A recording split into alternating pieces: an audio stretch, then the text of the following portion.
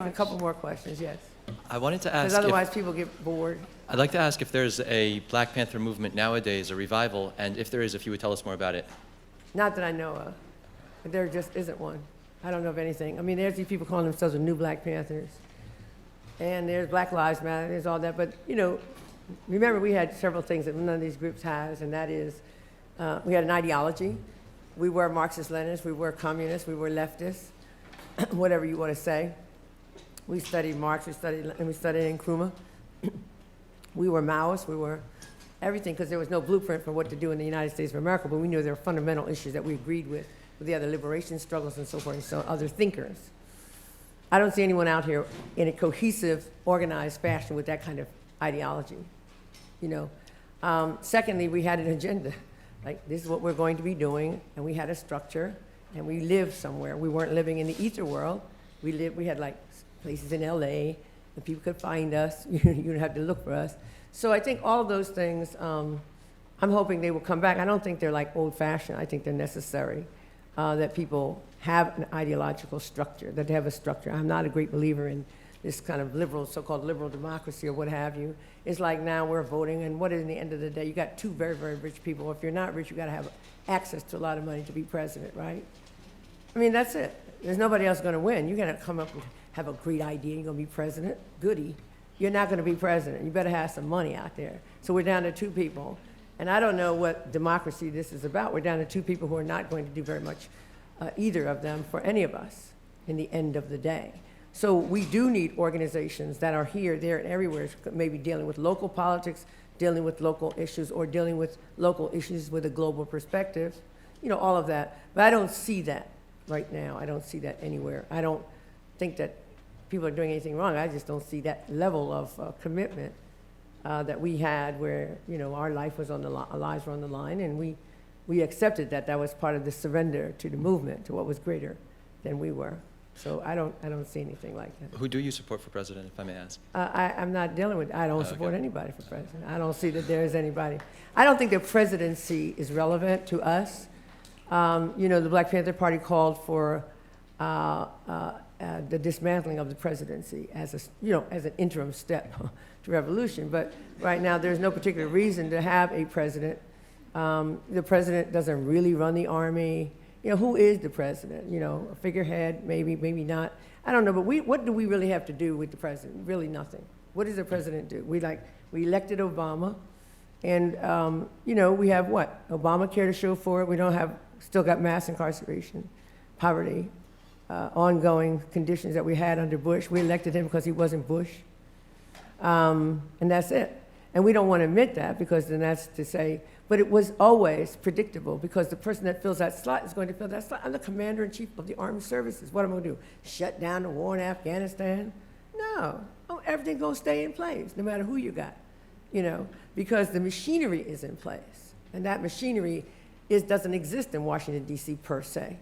So we have to keep it moving on our own levels until we get to that place where something as big as the presidency matters. I don't really think it's going to make that much difference, other than we'll be embarrassed if Trump wins. It's just like global embarrassment that somebody, for me, that would be my opinion. But, you know, as people say, well, Hillary Clinton didn't do the omnibus crime bill, but she certainly supported it. But what she did do for me, this is you go to hell directly, she killed Muammar Gaddafi.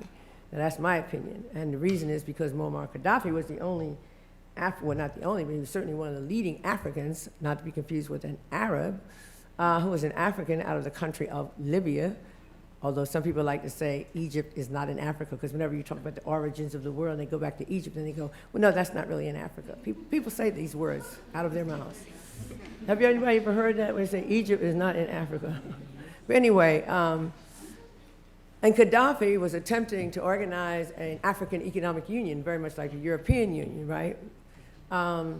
So that all those resources that have been ripped off for all these hundreds and hundreds and hundreds of years would be united under one economic union, and they could then move as one, because no country in the African continent rises to anything near the most minimal, you know, Poland or somewhere, you know what I'm saying? So Gaddafi was an important person in the continent of Africa, and he was murdered by the CIA, and he was murdered by that. So everybody talks about the little Benghazi thing. Well, 4 people are killed, but they don't talk about, you done wiped out you just walked into somebody's country and wiped them out. And Hillary Clinton now says, yes, I did. I felt there should be regime change. First, it was an Arab Spring that was all done by phones. Remember that one? Remember the era of, we all thought the phones were the reason why you had revolution? And so Hillary Clinton did that. I don't forgive her for that, because we black people in America, we need a relationship with a very strong power. I mean, Sierra Leone is the poorest country in the world, according to the United Nations definition of poverty, poorer than Haiti. And that's kind of hard to think about, you know. So, Sierra Leone is the poorest country in the world, and yet it has the richest diamond deposits of any country in the world, to the point where the Queen of England says she will not put a diamond in her crown unless it's from Sierra Leone. How is that possible? How is it possible that the poorest country in the world has the richest diamond deposits? I mean, how does that work? So we have to have a global view of this. It's not just Hillary Clinton, I like her, she's going to be the first woman president. I don't care. I don't feel better being shot by a black cop. You know, it's like, oh, well, black cops killed Marion Woods, and what? I know that he was killed because he was black. If the black guy joined in him, it's like, that's like saying Clarence Thomas is black, and what? He's Clarence Thomas. He's just Clarence Thomas. So we have to know that the presidency, what is the value of the presidency to us at this point? We really won't have much control over our lives because we voted for Hillary, or we voted for Jill Stein, or we voted for whatever that other guy's name that everybody can remember. Johnson, what is his name? Something like Johnson. Gary Johnson. Yeah. I mean, what difference is it going to make to us? Even if they could win, but they're not. We already know there's only 1 of 2 people going to become president of the United States, right? Unless every morning I get up and go, is Trump dead yet? What?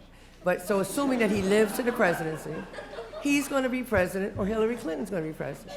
The only other option is that the current vice presidential candidates will be president or not. So basically you have no choices. Where does this change your life? How does this affect your life meaningfully? Is this going to really bring a manufacturing base back to the U.S.? No. Is this going to wipe out NAFTA? Ain't going to be no wiping out of no NAFTA. There's going to be an expansion. We're going to be into AFTA soon, and SAFTA, and every other kind of trade agreement, right? Why? Because we're trying to move product in this country. Who's going to sit up there and say, let's dismantle NAFTA? If people believe Donald Trump on that, they're crazy. Donald Trump ain't trying to dismantle NAFTA. This means I can ship my goods back. I don't have to pay taxes on this and that. It comes through. Oakland is a big port. That stuff comes through. Nobody even opens those containers. Did you know that? You hit the port of Oakland, and you keep on moving to Iowa. And here we are being searched at the airport. Oh, wait a minute, you got something on your shoe. Now I got to take off my shoe. It has to be examined. I have to be patted down. But a whole container comes into the port of Oakland, the port of Los Angeles, the port of everywhere, and nobody ever searches those containers. Did you know that? Can you imagine that? They don't even search. Now, what are they going to do, put a metal wand on the stuff? It's metal inside. You know, it's crazy. So they don't do it because it's too much money moving goods. And moving goods is part of producing and selling. This is the fundamental issue of capitalism. I make it, I sell it to you, and you buy it. And all I want the rest of the world to do is be a consumer of all American products. If they're not all quite American, that's really not that relevant. If some of them are made in China or wherever, that's not relevant. It's American as far as I own it, right? Right? No? You don't agree? What, once more? Huh? What'd you say again? I said, we don't care if it's made somewhere else, and the parts, the car is like 75% made somewhere else. It's still Ford, right? And I'm selling Ford cars to everybody. I'm going to build roads for you to have a Ford car in it. Look, I'm selling cars to the Chinese. They were on bikes. I'm trying to help them to get off the bike and get in a car. And if you want Mao's picture on it, you want Nkrumah's picture, you want to call it a communist car, I don't care. Because all I want to do is see that profit margin. I want to see those numbers line up. So if you think a Trump or Hillary Clinton is going to change that dynamic, then we're living in dreamland. That's in place.